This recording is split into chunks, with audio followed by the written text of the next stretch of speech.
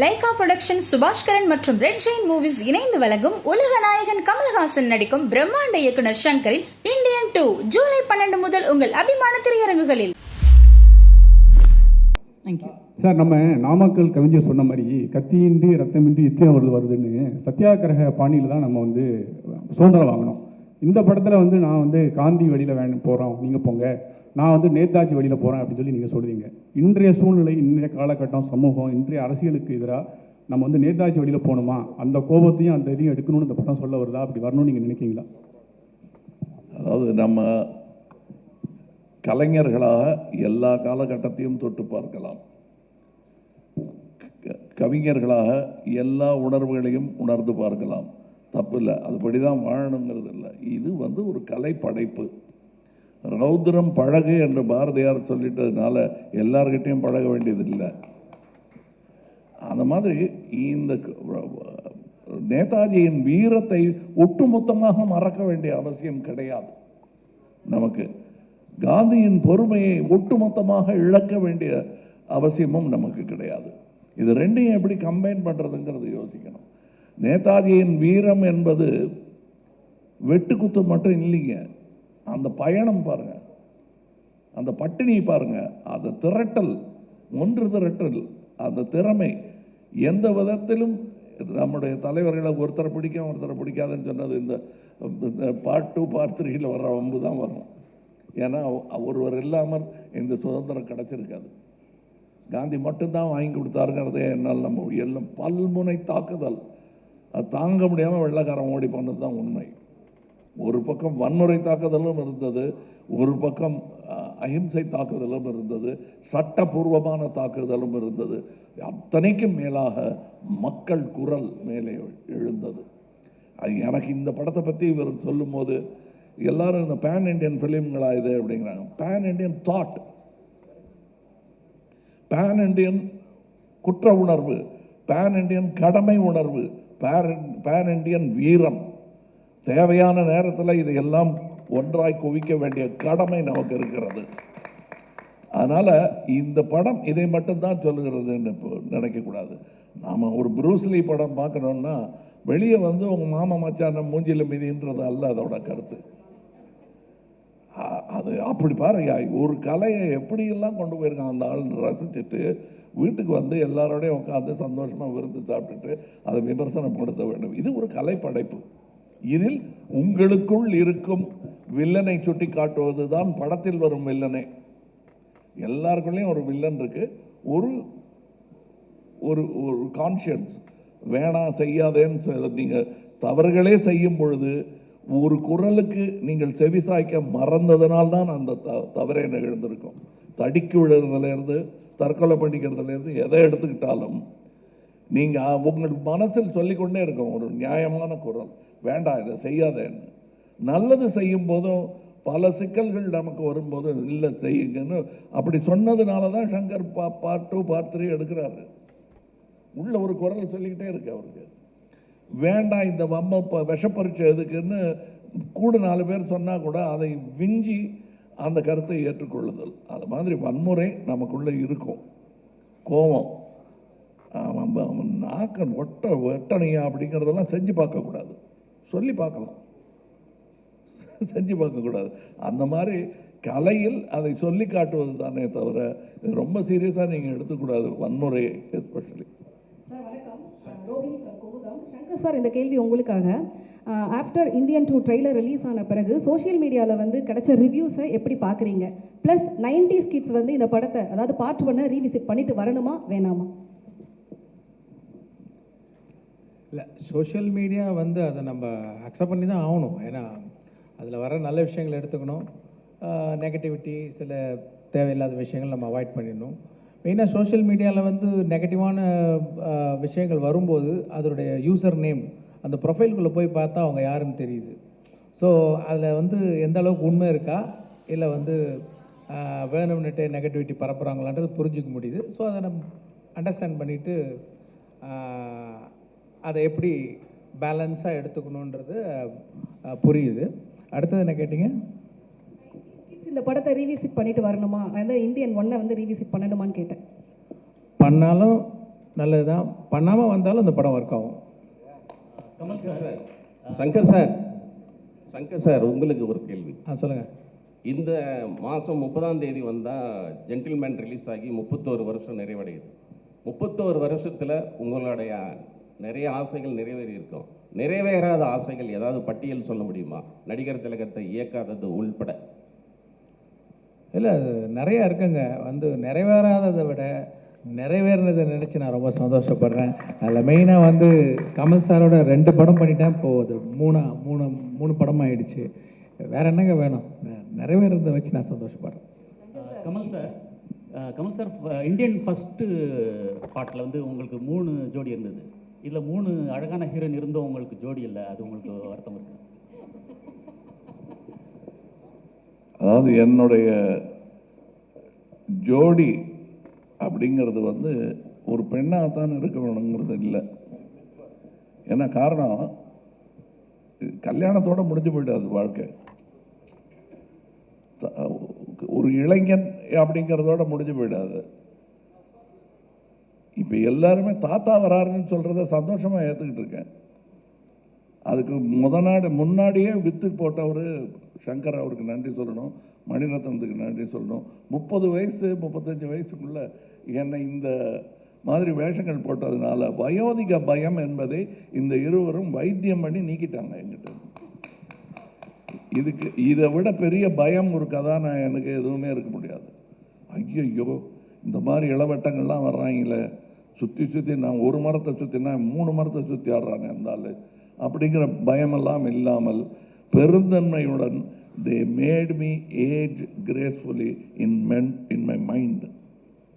அதனால் எனக்கு ஜோடி இல்லைன்னு இவங்களுக்கெல்லாம் நல்லா ஜோடியை பார்த்து கல்யாணம் பண்ணி தலையெல்லாம் அரிசி ஏறுற அளவுக்கு அச்சதை போட்டு இதெல்லாம் பார்க்கணுன்னு ஆசை வரவழைச்சிட்டாங்க அவங்க. அதுக்கு நன்றி தான் சொல்லணும். ஜோடி இல்லையான்னு எத்தனை நாள் தான் வருத்தப்பட்டு இருக்கிறது. ராமானுஜா ஆச்சாரியோடைய ஜோடி அந்த திருவரங்கம் தான். என்ன திடீர்னு பக்தி பேசுகிறேன்? நான் எல்லாம் பேசுவேன். அது அவருக்கு ஜோடி இல்லையே அப்படின்னா அதெல்லாம் ஒரு வாழ்க்கையில் ஒரு கட்டம். அதை நான் ரொம்ப ரசித்தேன். இதில் எனக்கு ரொம்ப பிடிச்சிருந்தது இந்த படத்தில். அதை போய் எத்தனை பாட்டு, எத்தனை டான்ஸுலாம் கேட்டுட்டு இல்லாமல் எத்தனை குத்து, அதில் எத்தனை செத்து நீங்கள் படத்தை எடுத்தீங்க அப்படின்னு கேட்டால் தான் சந்தோஷமாக இருக்குது. எங்கள் ஒரு செக்யூர் ஆக்டர்னு கேள்விப்பட்டிருக்கீங்கல்ல. இவ்வளோ செக்யூர் ஆக்டர் நான் உலகத்தில் பார்த்தது கிடையாது, பார்க்கவும் மாட்டேன். அவர் இருக்கிற ஒரே காரணத்துக்காக தான் நான் ஷூட் பண்ண எல்லா ஷாட்டும், நான் பேசின எல்லா வசனமும் படத்தில் இருக்குது. அவர் அவ்வளோ செக்யூரான ஒரு actor. So please, in every way Kamal sir மாதிரி ஒரு கோ ஆக்டர்லாம் it's impossible to see. Because அவர் சினிமா தான் ஃபஸ்ட்டு பெடஸ்டலில் வைக்கிறாரு, தன்னை வச்சுக்கவே மாட்டார். அதுதான் அவரோட மிகப்பெரிய பெருந்தன்மை. And thank you Kamal sir for the democracy you brought to this set. Thank you so much. எனக்கு மட்டும் இல்லை, அந்த படத்தில் நடித்தவங்க எல்லாருக்கும் அவர் டெமோக்ராட்டிக்காக இருந்திருக்காரு. அண்ட் செட்டு ஒரு நியூ கமர்ஸோட செட் மாதிரி இருந்தது. It's unbelievable. So thank you sir. Shankar sir, பொதுவாக படங்களில் வசனங்கள் இருந்தாலே அரசியல் வசனங்கள் இருந்தாலே அதுக்கு நிறைய சென்சார் கொடுப்பாங்க. ஸோ இந்தியன் 2க்கு எத்தனை கட்டுகள் சென்சார் கொடுத்துருக்காங்க சார்? நீங்கள் ஆல்ரெடி வந்திருக்கேன். அது என்னென்ன கட்டு டயலாக் கட்ஸ் வந்துச்சு, கெட்ட வார்த்தைகள்லாம் நீக்க சொன்னாங்க. சில கிளாமராக இருக்கிற சில இதெல்லாம் கொஞ்சம் இது பண்ண சொன்னாங்க, லைக் கொஞ்சம் அவுட் ஃபோக்கஸ் பண்ண சொன்னாங்க. இவருக்கு நான் பதில் சொல்கிறதா நினச்சிட வேண்டாம். சென்சாரோட எனக்கு எப்போவுமே ஒரு பேச்சுவார்த்தை நடந்துக்கிட்டே இருக்கும். நல்லபடியாக தான், ஒன்றும் இல்லை. நான் சின்ன பிள்ளையாக இருக்கும்போது ஸ்கூலில் நிறையா கெட்ட வார்த்தை கவிதைகள் எழுதிட்டேன்னு ஒரு கம்ப்ளைண்ட் வந்தது வீட்டுக்கு. அது இதிலேருந்து தப்பிக்கவே முடியாது, என்னை வீட்டை விட்டே துரத்திடுவாங்கங்கிற பயத்தில் இருந்தேன். தகப்பனாராக ஊர்லேருந்து வரவழைச்சிட்டாங்க எங்கள் அம்மா. இவர் அதெல்லாம் எடுத்து பார்த்தாரு, என்ன எழுதியிருக்கேன்னு. தமிழ் சந்தம் அதுக்கு தலையும் சீரும் சரியில்லைன்னாரு ஃபஸ்ட்டு. அதான் பாட்டெல்லாம் நல்லா இருக்கு, தலையும் சீரும் சரியில்லை. இல்லை, இது கெட்ட வார்த்தையெல்லாம் எழுதியிருக்கேங்க. ஆமாம், ஒன்று பண்ணு, நீ டாக்டருக்கு படி, இதெல்லாம் பாடமாக மாறிடும் அப்படின்னாரு. நீ என்னென்ன வார்த்தைகள் யூஸ் படுத்திருக்கியோ இதெல்லாம் டாக்டருக்கு படிச்சேன்னா அது பாடமாக மாறிடும் இல்லையா? உறுப்புகள் பெயரெல்லாம் அதில் சொல்லியிருப்பாங்க, அவ்வளோதான் கெட்ட வார்த்தை, வேற என்ன கெட்ட வார்த்தை இல்லை. ஆண் மக்கள் தங்கள் செய்ய முடியாத தொழிலை பெண்கள் செய்யும் அந்த பொறாமையில் அவங்க அந்த தொழிலை இழிவாக பேசுறது தான் கெட்ட வார்த்தை. இவங்களால் செய்ய முடிஞ்சிருந்தால் அது கெட்ட வார்த்தையாகவே மாறி இருக்காது. இவ்வளோதான். இந்த கெட்ட வார்த்தைங்கிறதுக்கு நான் சென்சாருக்கு விடுக்கும் தூது. இது கலைஞன் ஒரு ஜெயகாந்தன் மாதிரியாக இருக்கிற ஒரு எழுத்தாளர் தன் கதையை தன் கேரக்டரை ஆழ பதிவு செய்வதற்கு இந்த கெட்ட வார்த்தைகள் மிகவும் பயன்படும். கெட்டதையும் நல்லதையும் பக்கத்தில் வச்சா தான் இது உப்பு இது காரம்னு தெரியும். அதனால் சென்சார்கிட்ட நான் விடுக்கும் வேண்டுகோள், இந்தியன் படத்துக்கு இல்லை, அதான் முடிச்சு சர்டிஃபிகேட் வாங்கிட்டாருன்னு நினைக்கிறேன், நான் விடுப்பது இனி எழுதவிருக்கும் படங்களுக்கு. ஏன்னா நீங்கள் தடுத்துட்டதுனால என் பிள்ளைகள்லாம் தெருவில் கெட்ட வார்த்தை கேட்காம தப்பிச்சிருப்பான். கண்டிப்பாக எல்லாரும் எல்லா நேரமும் கேட்டுக்கிட்டு இருக்கிற வார்த்தை, அதில் எது தரம் குறைந்தது, எது தரம், நம்ம போடுற சட்ட கலரில் எது வசதியானது, எது விலை குறைந்தது, எது காடியானது, எது கம்மியானதுங்கிறத நம்மளை முடிவு பண்ண வைப்பது நம்முடைய சுற்றுச்சூழல் தானே. அந்த மாதிரி இது நடக்கும். தயவுசெய்து இப்போ இவர் காட்டுற வில்லன் இவர் அல்ல, ஆனால் அந்த வில்லனை அவர் யோசிக்கிறார். இப்படி ஒருவன் இருப்பது சமுதாயத்திற்கு கேடு என்று இதெல்லாம் அனுமதிக்கணும், காட்டணும். இன்னும் வன்முறையினால் வரும் வன்முறையை சந்தோஷமான நிகழ்வாக படத்தில் காட்டாமல் அது வலிக்கிற மாதிரி காட்சிகளாக அதை காட்டினோம்னா வாழ்க்கையில் நிகழாது. இது தூது, அவ்வளோதான். இன்னொன்று பார்ட் 1 வெறும் தமிழ்நாட்டை சுற்றி தான் நடக்கும் கதை. இது பார்ட் 2 இந்தியா பூரா விரியுது கதை. அப்படின்னும் போது நான் முடிஞ்ச வரைக்கும் அத்தனை ஸ்டேட்டையும் இந்த படத்தில் காட்டணும்னு நான் முயற்சி பண்ணியிருக்கேன், ஆல்மோஸ்ட் பண்ணியிருக்கேன். ஸோ அத்தனை ஸ்டேட்லையும் லொக்கேஷன் பார்த்து, அத்தனை ஸ்டேட்லேயும் பர்மிஷன் வாங்கி, அத்தனை ஸ்டேட்லேயும் ஷூட் பண்ணி கொண்டு வர்றது. ஸோ அது பெரிய சேலஞ்சிங்காக இருந்தது. மெயினாக ஆடியன்ஸ் ஏற்கனவே என்னுடைய படங்களை பார்த்துட்டு இதில் வரும்போது இன்னும் கொஞ்சம் ஏதாவது எதிர்பார்ப்பாங்க, அதை பூர்த்தி செய்யணுன்ற போது அது ஒரு பெரிய சேலஞ்சாக இருந்தது. சங்கர் சார், ஒரு கொஸ்டின் சார். அதான் நீங்கள் சாங் ரிலீஸ் ஆனதுக்கப்புறமே சோசியல் மீடியாவில் ட்ரெண்டிங்கில் இருந்தது. நீங்கள் இந்த சாங்கை ஏஆர் ரஹ்மான் சார்கிட்ட கேட்டிங்களா? இந்தியன் 2க்கு அப்ரோச் பண்ணிங்களா? ஏன்னா அவரும் பண்ணியிருந்தா இன்னும் கொஞ்சம் பயங்கரமாக இருந்திருக்குங்கிறது ரொம்ப பெரிய டாப்பிக்காக போச்சு. எதனால் அனிருத் சாரை சூஸ் பண்ணீங்க? நெக்ஸ்ட்டு நீங்கள் எப்போ படம் எடுத்தாலுமே ஊழலை பற்றியே எடுக்கிறீங்க, சமுதாயத்தில் வேறு எதுவுமே இல்லையா அப்படிங்கிற மாதிரி நிறையா கமெண்ட்ஸ்லாம் நான் படித்தேன். அதை வச்சு தான் இந்த 2 கொஸ்டின் உங்கள்கிட்ட கேட்டிருக்கேன் சார். அது 2 கமெண்ட்ஸ். மெயினாக இப்போ 2.0 படம் முடிஞ்சு போச்சு.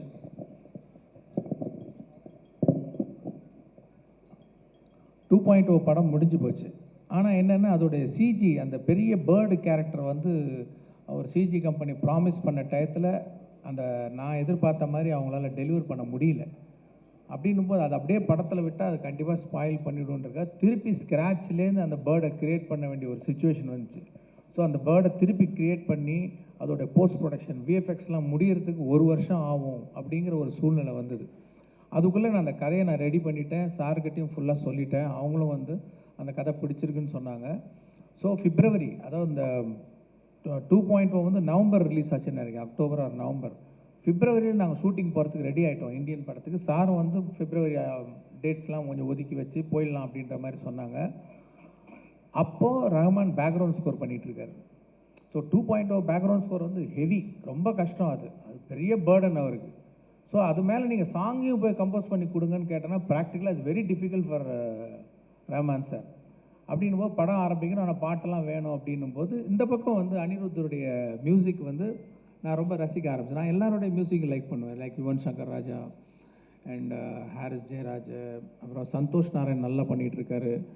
ஸோ எல்லாரோடையும் ஒர்க் பண்ணணுன்னு எனக்கு ஒரு இது இருந்துக்கிட்டே இருக்கும். அப்போ அனிருத்தோடைய மியூசிக்லாம் அவர் போட்டுக்கிட்டு வர பாட்டெலாம் எனக்கு ரொம்ப பிடிச்சிருந்தது. ஸோ அவர் இசையை நான் ரசிக்கிட்டு இருந்தேன். ஸோ இப்படி ஒரு சுச்சுவேஷன் வரவும் சரி இது இதுக்கு மேலே பேர்டன் கொடுக்க வேணாம் ரஹ்மான் சாருக்குன்னு சொல்லிட்டு இந்த படம் அனிருத் பண்ணட்டும்னு சொல்லிட்டு டிசைட் பண்ணி அப்படி பண்ண படம் தான் அது. சார் வணக்கம் சார். கமல் சார் உங்கள்கிட்ட ஒரு கேள்வி சார், தேவி பண்ணி கேட்குறேன் சார். மைக்கில் மட்டும் உங்களுடைய கேள்விகள் கேளுங்க sir. Thank you very much. Hello Kamal sir, நான் தேவி மணி கேட்குறேன். பற்றி எடுத்திருக்கீங்கன்னு கமெண்ட் வந்துருந்துச்சுன்னு ஒரு கொஸ்டின் கேட்டிருந்தேன். நீங்கள் அதை மட்டுமே இப்போ மையமாக எடுத்துக்கிறீங்க. Can you repeat your question, இல்லைங்க, please? இப்போ நீங்கள் மற்ற படங்கள்லாம் பண்ணியிருக்கேன், காதலன் பண்ணியிருக்கேன், இல்லை இப்போ இருக்க ஜென்ரேஷனுக்கு இப்போ வந்துட்டு நீங்கள் திரும்பி அதே பண்ணுறப்ப இப்பயும் அந்த நீங்கள் பாருங்களேன், இப்போ பாருங்கள். இப்போ என்னென்னா, இப்போ நீங்கள் நியூஸ் பேப்பர் எடுத்தீங்கன்னா வந்து வர நியூஸுக்கெல்லாம் பாருங்கள், அதெல்லாம் இருக்குது இல்லையா, நியூஸில் இன்னும் வந்துட்டு தானே இருக்குது. அப்படின்னும் போது இல்லை சொல்லிட்டாருங்க, பதில் குட் ஆன்சர் சார், முடிச்சிட்டிங்க சார். நான் தேவிமணி கேட்குறேன். அதாவது இந்த மாதிரி சமூக விழிப்புணர்வு உள்ள படங்களை வந்து அரசியல் கட்சிகள் வந்து தங்களுடைய வளர்ச்சிக்கு பயன்படுத்திக்குவாங்க. இந்த இந்தியன் 2 படத்தை உங்களுடைய அரசியல் பிரவேசத்துக்கு, அதாவது மன்னிக்கணும், உங்களுடைய அரசியல் பயணத்துக்கு பயன்படுத்துவீங்களா? நான் மட்டும் இல்லைங்க, நேர்மையான எந்த அரசியல்வாதியையும் பயன்படுத்திக்கலாம். அத்தனை நல்ல அரசியல் இந்த படம் பேசுகிறது. அதாவது பேன் இண்டியன் படமான்னு கேட்குறாங்க. கதாநாயகனே பேன் இண்டியன், அந்த கதையே பேன் இண்டியன்.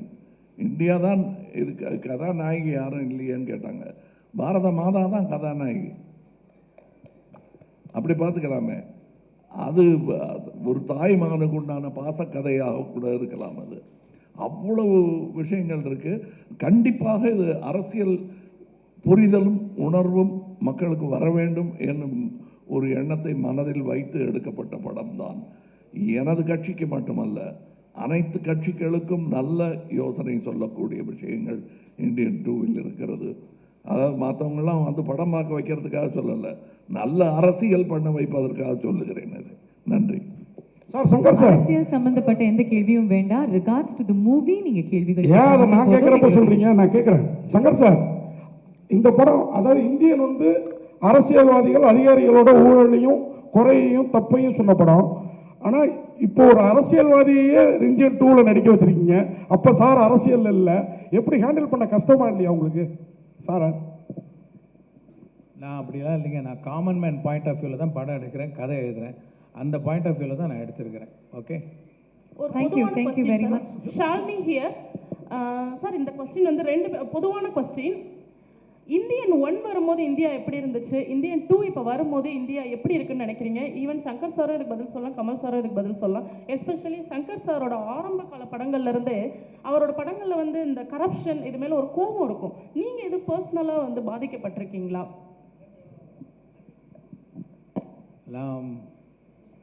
உங்கள் ஃபர்ஸ்ட் கொஸ்டின் என்ன? சாரி. இந்தியன் 1 வரும்போது இந்தியா எப்படி இருந்துச்சு, இந்தியன் 2 வரும்போது இந்தியா எப்படி இருக்கு? அந்த கேள்வி நான் உங்கள்கிட்ட கேட்கணும்னு விரும்புகிறேன். நீங்கள் சொல்லுங்கள் ப்ளீஸ். அப்போ நான் குழந்தையா இருந்தேன், அதனால தெரியல. சரி சரி. இப்போ இன்னமும் அந்த கரப்ஷன் சரியாகலன்னு தோணுது அப்படின்னு நீங்கள் நினைக்கலையா? நினைக்கிறேன்.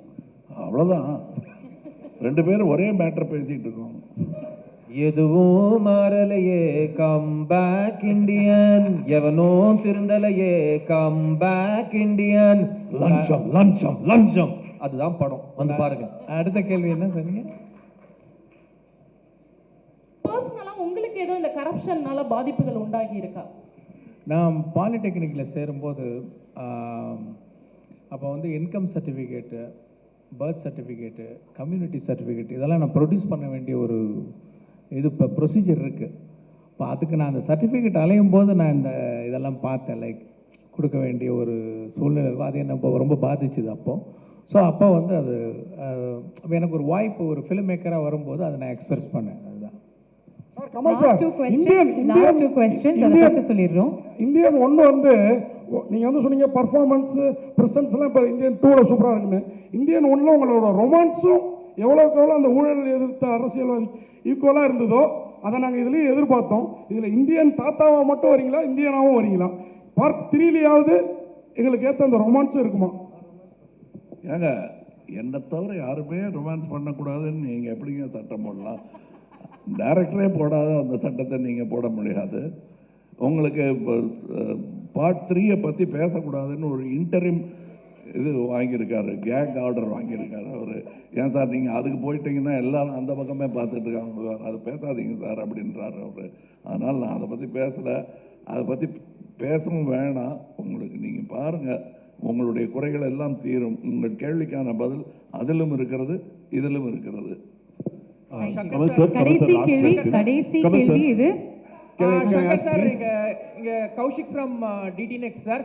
இந்த படத்துக்கு 3 ரைட்டர்ஸ் மொத்தம் வந்து நீங்கள் சூஸ் பண்ணியிருக்கீங்க. 3 ரைட்டர்ஸ் ஒர்க் பண்ணியிருக்காங்க இந்த படத்துக்கு. அண்ட் சார் இங்கே ஹாய் சார், 3 ரைட்டர்ஸ் இந்த படத்துக்காக வந்து ஒன்றா வந்திருக்காங்க. அண்ட் இது எந்த அளவுக்கு வந்து ஸ்கிரிப்ட் வந்து அந்த 3 ரைட்டர்ஸ் இந்த படத்துக்கு ரெக்வயர் பண்ணுது, அண்ட் அவங்க 3 பேரையும் ஒரே பேஜில் வந்து நீங்கள் வச்சதுக்கான அந்த ப்ராசஸ் பற்றி சொல்லுங்கள் sir. Because it's very interesting process. 3 ரைட்டர்ஸ்ங்கிறது ஒரு விஷனுக்காக வரதுங்கிறது, அதை பற்றி சொல்லுங்கள் சார்.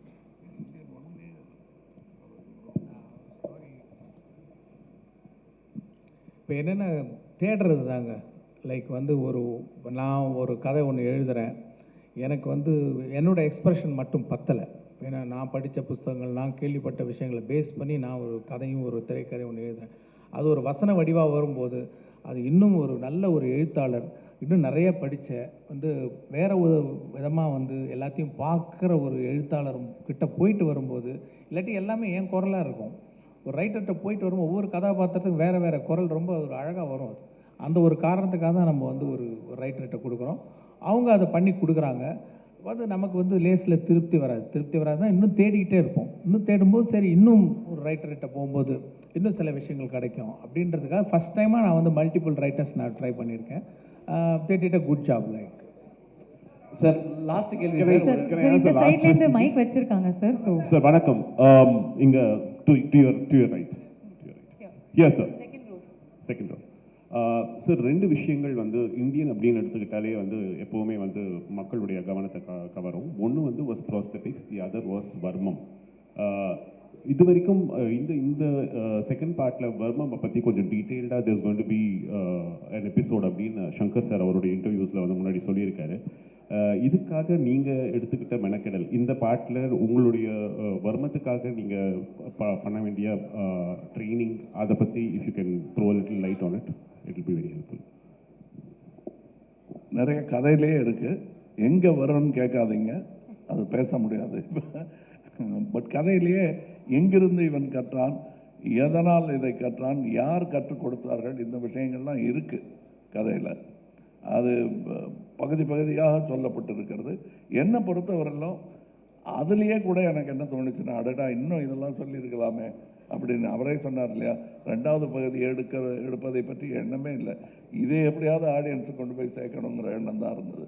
படத்தில் எல்லாரும் அதை ரசிக்கும் போது அதை சொல்லியிருக்கலாமே, இதை சொல்லியிருக்கலாமேன்னு தோணி விட்டதையெல்லாம் சாதித்து மறுபடியும் கையில் எடுக்கக்கூடிய படம் தான் இந்தியன் 2.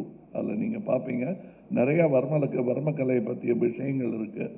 அந்த வர்மக்கலை மார்ஷல் ஆர்ட்ஸ் மூலம் எப்படி உலகமே இணைகிறது என்பதை ஒரு சின்ன காட்சியிலெல்லாம் காட்டியிருக்காரு. அந்த காட்சியை சொல்லிட்டேன்னா அப்புறம் அதுக்கு ஒரு தனியாக ஒரு ஃபோன் கால் வரும். அதை ஏன் சார் சொன்னீங்க, அதை பார்க்கட்டுமே, அவங்க பார்க்க விட மாட்டேங்க போல் இருக்க அப்படின்னு சொல்லிடக்கூடாது. அதுக்காக அந்த காட்சி சொல்லலை. பட் உலக மார்ஷல் ஆர்டிஸ்ட் எல்லாம் தமிழ் கலையை எப்படி மதிக்கிறார்கள் என்பது படத்தில். உங்கள் அனுமதியோட ஒரு அடிஷன் சார், இதில் ஒரு விரலால் வர புரட்சி என்னன்னு நீங்கள் எலெக்ஷனில் பார்த்துருக்கீங்க, அதே விரலால் இன்னொரு புரட்சி ஒரு வர்மத்தில் காட்ட போகிறாரு. அதையும் இந்த எலெக்ஷனுக்கு அப்புறம் இந்த படத்தில் பாருங்கள் please. Sir, Kamal sir. Last question for the day. Last question, please. Shankar sir, one fanboy ஒரு question sir, like Indian franchise தாண்டி ஒரு beautiful creative collaboration with Kamal sir once again ஏதாவது possible எதிர்பார்க்கலாமா?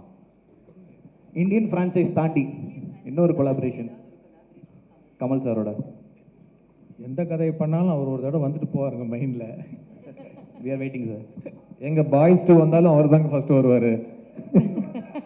Thank you. Thank you. இந்த fun நோட்டோட நாங்க வந்து இந்த நிகழ்ச்சியை முடிச்சுக்கிறோம். Sir Kamal sir, இன்னைக்கு நீங்க சேனாதிபதியா உருவெடுத்திருக்கீங்க. இன்னைக்கு நீட்டும் கள்ளச்சாராயமும் அழிக்க முடியாத சுச்சுவேஷன்ல இருக்கு. சேனாதிபதியா இதுக்கு முடிவு என்ன? அதாவது நான் கள்ளச்சாராயத்தை பற்றி பல இடத்துல பல ஊடகங்களில் சொல்லியிருக்கேன். இது எல்லாரையும் பாதிக்கிற விஷயங்கிறதுனால இதோட பேசிட்டு நிறுத்திடுறேன். கள்ளச்சாராயம் வருவதற்கான காரணமே மது விலக்குத்தான். வள்ளுவர் வந்து மது விலக்கை பற்றி எழுதுறாருன்னா அப்பவே இருந்திருக்கு அது பெருசா. இந்த மத விலக்கி வச்சுட்டா அவனை மனதில் முடிவு செய்ய வேண்டும், இது உடம்புக்கு கெடுதல் என்று. விஷம் இதுதான், நெருப்பு இதுதான், இதை தொடக்கூடாது, இதை உண்ணக்கூடாது என்னும் உணர்வு பொது வெளியில் வர வேண்டும். அப்போ தான் இது போகுமே தவிர மது விலக்கு பண்ணி வச்சுக்கிட்டா கள்ளச்சாராயம் மிகும், அதனால் கள்ளச்சந்தை பெருகும், கள்வர்கள் பெருகுவார்கள். சார் கமல் சார் ஒரு கொஸ்டின் சார் இங்கே சார் உலகநாயகன் கமலஹாசன் நாங்கள் வந்து ஃபியூச்சர் ஃபுல்லாக நாங்கள் கேட்டுன்னு இருக்கோம். இப்போ வந்து உலகநாயகன் தாத்தான்னு ட்ரெண்டிங் போயிட்டு இருக்கு. நீங்கள் கூட ஸ்டேஜில் சொன்னீங்க நான் இப்போ கூட தாத்தா தான் என் பொண்ணு மனசு வச்சான்னு சொன்னீங்க. ஏன் சார் அது மாதிரி சொன்னீங்க? சொல்லக்கூடாதுங்கிறீங்களா? இல்லை சொல்லலாம் சார். இப்போ வந்து நீங்கள் அதாவது இதெல்லாம் நீங்கள் பண்ணி வைக்கிற கோளாறு தான்.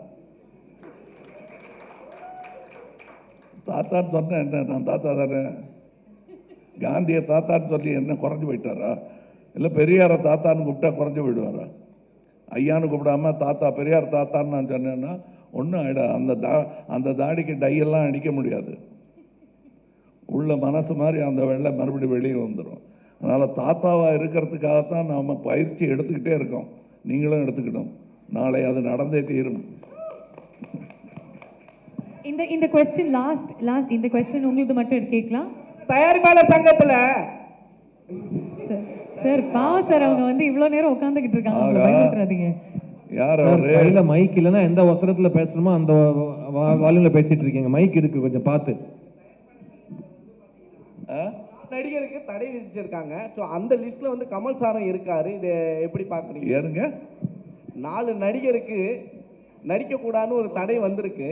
அவங்க தகவல் கொடுத்திருக்காங்க. ஆகா அவரா நீங்க அப்படின்னு நான் வடிவேலு டயலாக சொல்லிட்டு அத்தோடு நிறுத்திக்கிறேன்.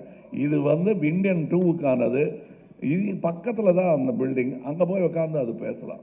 Thank you very much. எல்லா கேள்விகளுக்கும் நன்றி. இதோட நம்ம வந்து சிரிப்போட சந்தோஷத்தோட